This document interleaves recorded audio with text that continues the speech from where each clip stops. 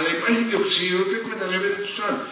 Η ιδιοκτησία η οποία κάνει κουμάντο στα πάντα. Ένας από αυτούς που παίζει την ταινία εκόλεψε τον ωραιότατο τίτλο πλουσιοκρατία. Και είναι πολύ ωραιότερο το πλουσιοκρατία από το πλουτοκρατία. Δηλαδή οι πλουσιοκράτες δεν είναι οι ιδιοκτήτες μιας στέγης, είναι οι ιδιοκτήτες της εξουσίας.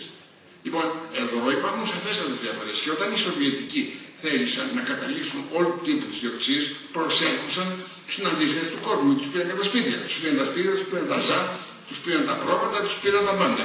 Λοιπόν, η ιδιοκτησία σημαίνει ταυτόχρονα απλά πράγματα. Να το πω με μια άλλη διάλεκτο. Υπάρχει ιδιοκτησία μέσων παραγωγής και ιδιοκτησία αμυντική πραγμάτων τα οποία χρειάζεται ο καθένας για να επιζήσει.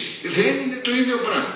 Και το να τα βάζουμε όλα στο ίδιο καλάθι, απλώς εξυπηρετούμε τους πλουσιοκράτες να επιβάλλουν στο όνομα της ιδιοκτησίας ό,τι γουστάρουν. Δηλαδή τα πράγματα είναι πολύ πιο μπερδεμένα, δεν θα πω, δεν θα κάνω διάλεξη τώρα, αλλά δεν μπορούμε να μιλάμε, να μεταχειριζόμαστε τον όρο ιδιοκτησία για να εννοούμε πολλά και διαφορετικά πράγματα. Θυμάμαι, το έχω πει πολλές φορές, ένα διάλογο από την Αλήχη στη χώρα των θαυμάτων, που είναι η Αλήχη που ρωτάει τον Χάμπτι Ντάμπτι και το αυγό πώς είναι δυνατόν να εννοούμε, με μια λέξη να εννοούμε τόσο διαφορετικά πράγματα.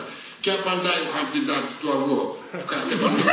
Παιδί μου λέει, αυτό δεν έχει καμία σημασία. Σημασία έχει ποιος κάνει κουμάντο. Λοιπόν, εκείνος που κάνει κουμάντο είναι οι πλουσιοκράτες, να το πω έτσι.